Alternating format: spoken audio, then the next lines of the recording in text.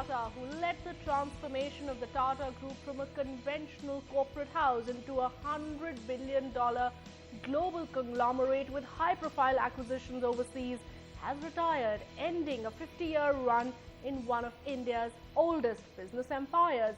Marking a generational change, Ratan Tata, who has turned 75, will hand over the reins of the group to 44-year-old Cyrus Mistry, who was chosen as his successor last year. In this special program, let's take a look at what makes Ratan Tata such a corporate legend.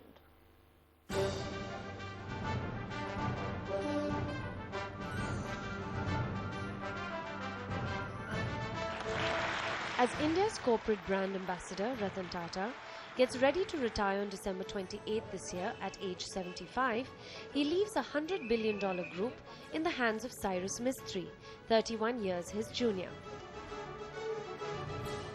Ratan Tata has been the chairman of Tata Sons, the promoter holding company of the Tata Group, since 1991, but has been with the group for 50 years. Ratan Tata's legacy is thought to be a drive to conquer the world, given the massive global footprint of the group, a feat achieved with integrity, grace, and with his unique brand of articulate humor. What Mr. Ratan Tata has achieved in his lifetime is tremendous. You know, he has made Tata a very international brand. He does inspire a lot of entrepreneurs.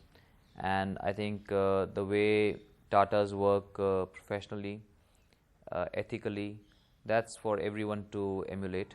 Ratan Tata is the adoptive great-grandson of Tata Group founder Jamshedji Tata. His father, Naval Tata, has been adopted from the family of a distant relative by Jamshedji's childless younger son. Tata's parents separated in the mid-1940s when Ratan was 7 and his younger brother Jimmy was 5 years old. Many years later, Naval Tata took a second wife, Simone, and fathered another son, Noel Tata, whom many expected to be the successor to his half-brother.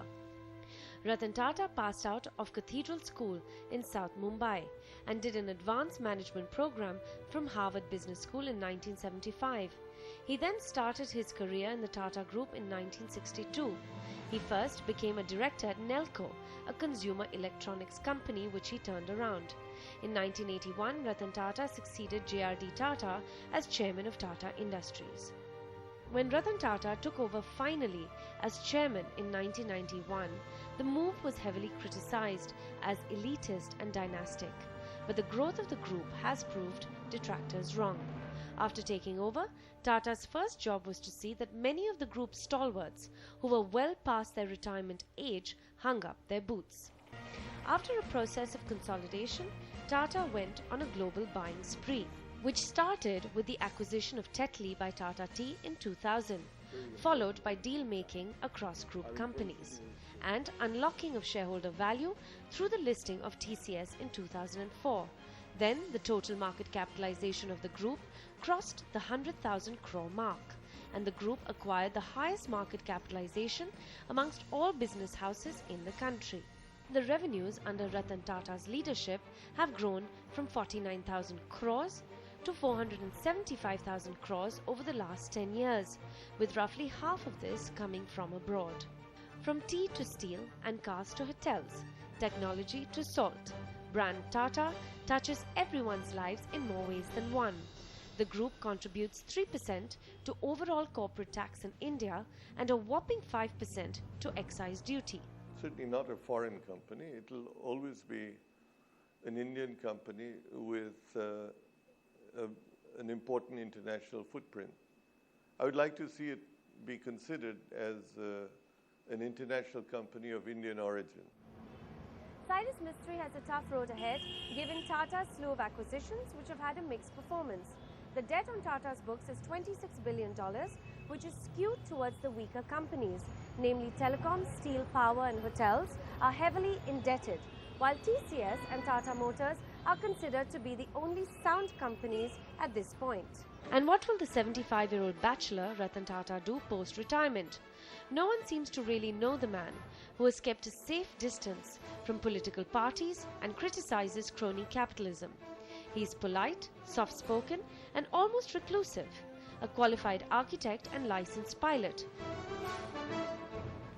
But he wears other hats, like being on the boards of global companies like Mitsubishi and JP Morgan Chase, apart from being a member of Dr. Manmohan Singh's Council on Trade and Industry. It's hard to think of the Tata Group without the tall figure that is Ratan Tata, the face and persona of a brand deeply rooted in all our lives and now globally as well. No doubt, big shoes for Cyrus Mistry to fill in the coming years. In Mumbai, Devna Vora for NDTV Profit. India's #1 news app just got even better. Download NDTV's new app. Fully optimized for Retina display. Full screen view. Faster response time. And Sudoku. NDTV's new iPad app. Download now.